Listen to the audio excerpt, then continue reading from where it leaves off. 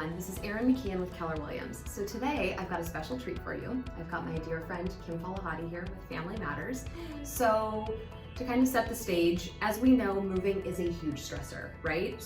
And what I'm finding is some of the most debilitating parts of the move are the packing, the purging, kind of the anticipation of the move itself. And fortunately, I have been introduced to Kim, and that's kind of where she comes in. So Kim, why don't you tell us a little bit about yourself and your company?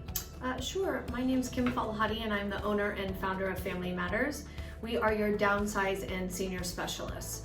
The one-stop shop services are packing, moving, junk hauling, donation, organizing, unpacking, and estate sales, which I kind of forget since COVID. But we provide that one-stop shop, so you have one company to work with, one company to call, and one company to pay.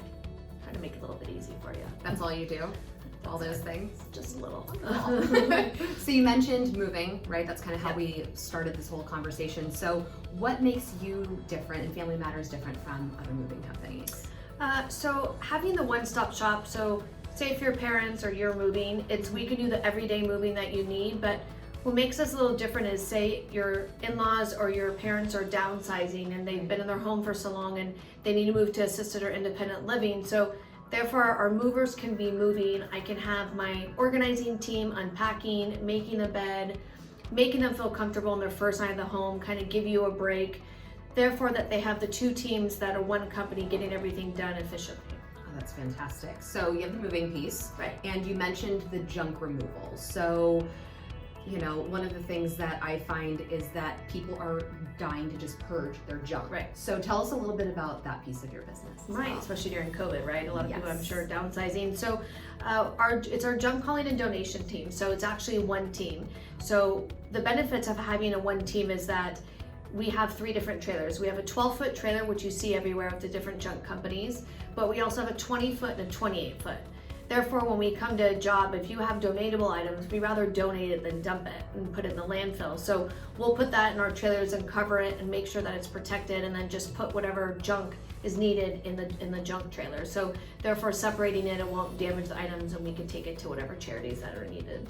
Fantastic. So with junk, one of the things that you taught me, and don't ask me how I didn't know this, that if you were to call some of the junk removing companies, they're not necessarily going to take everything, right? So what about Family Matters? Will you come in, do you kind of pick and choose what you can and can't take, or will you take everything? We take everything. So taking everything means, like I said, everything but hazardous waste. But say if you have a mattress and the mattress isn't stained, it's in good condition, because a lot of people might have newer mattresses and they're moving across state and can't take it with them. So we would actually donate that and give that back to a low-income family. There's a Facebook page called Earth Angels that a lot of people post what they need. So if we can give back in any way that we can, that's our goal. Fantastic. So kind of, you'll take everything. Everything. Donate what you can, and then whatever is not donatable, then you find and know of the proper places to sort of discard it. So we first started at Savers. Savers is our stop shop, I should say. Kind of a little hard with COVID, but they take everything and they donate to epilepsy. So that's a nice perk for us. Nice. And then, so like say sheets or towels, things like that that are used that maybe charities won't take, we'll give to pet and homeless shelters. So I'm a big animal lover, so anything I could give to the animals, even dog food, things like that, we will give back and do what we can. So the reason why we charge is we don't just stop at one place. We give back to so many people, reach out to social media to see what we can to get that taken care of for everyone. That's fantastic. And I always have to tell this story when I'm sort of introducing Kim and her company. Is last year, one of my clients lived in Switzerland. Her father had passed, mother had passed a few years previously, and it was up to her to sell his condo.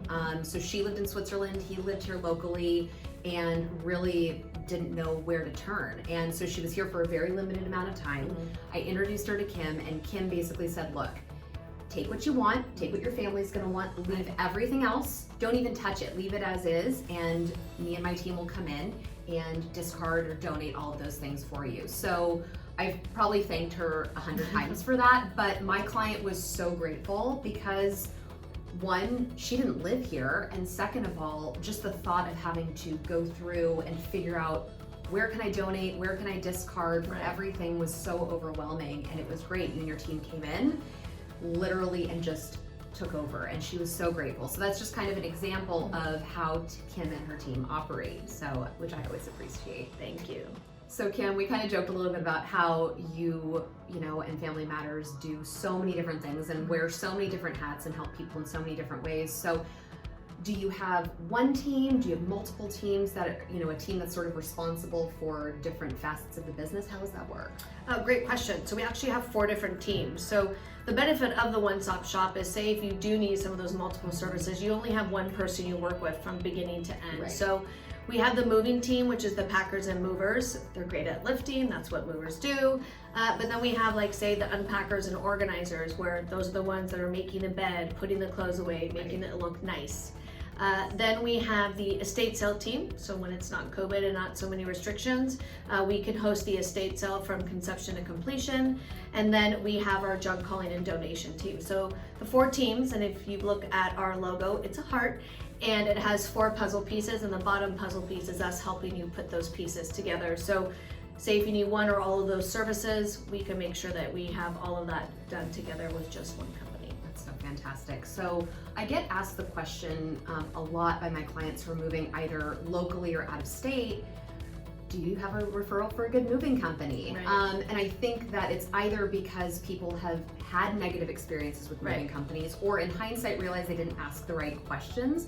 So if somebody asked you that question and said, hey, when I'm interviewing moving companies, what sort of questions should I be asking them? What would you say to them? So actually we do get asked that question a lot, and I think you should ask those questions, because moving companies, it is a hard job. It's a very, very labor job, but there is some hidden fees that people might not realize. So for example, your fuel surcharge. So we personally just charge a flat rate. So if you're local, we just charge a flat rate of $50.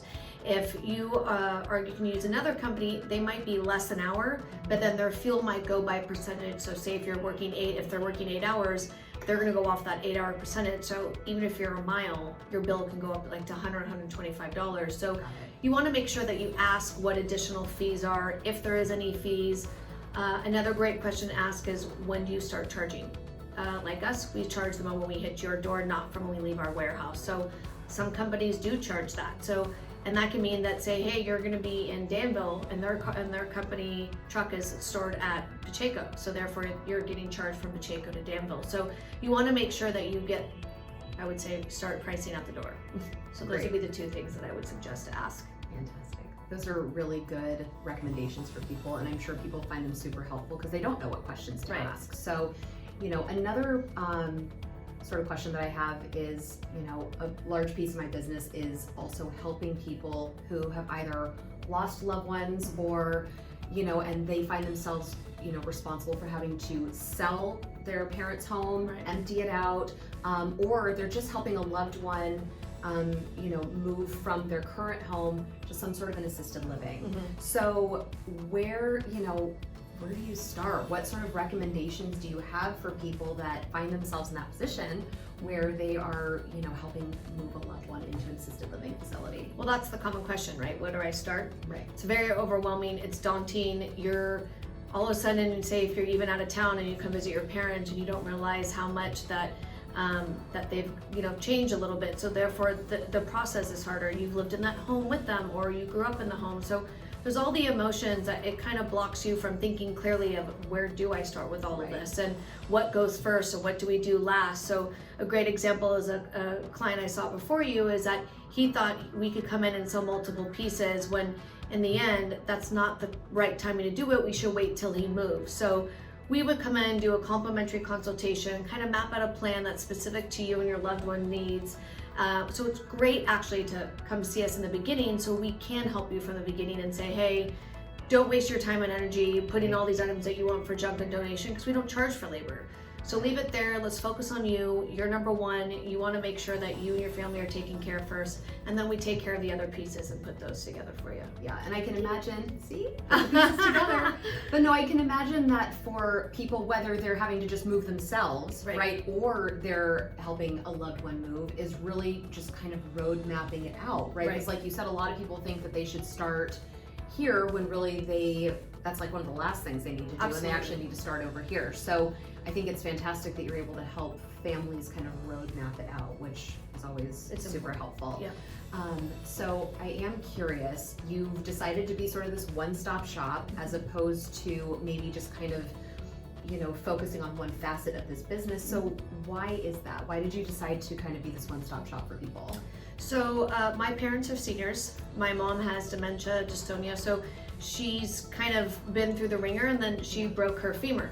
And so when she broke her femur, we had to get the wheelchair, have therapy, we had to do all these different things, and no idea who to call. We were so in shock of, okay, now she's in the wheelchair, we have to adjust the home, that there were so many things that we had to do, and none of us really knew where do we start. So having that one person to call in the beginning and said, okay, we're gonna do this, this is what you need to do, it helps kind of give you peace of mind, so then you can focus clearly. So having to go through that experience with my parents and my mom, it really made me realize that I'm a nurturer by nature, so giving back is something that I love doing. So watching how these people help my mom is what I want to do for other people, so then it does make it easier during that emotional transition. That's fantastic. So it's interesting that you do have such a personal and emotional connection to it, but like you said, you're a nurturer by nature. And I think one of the things that Kim and I have in common is we absolutely love what we do, and we take it really seriously, and we understand that this is a big deal for people. We always joke, we don't care how many times you've moved,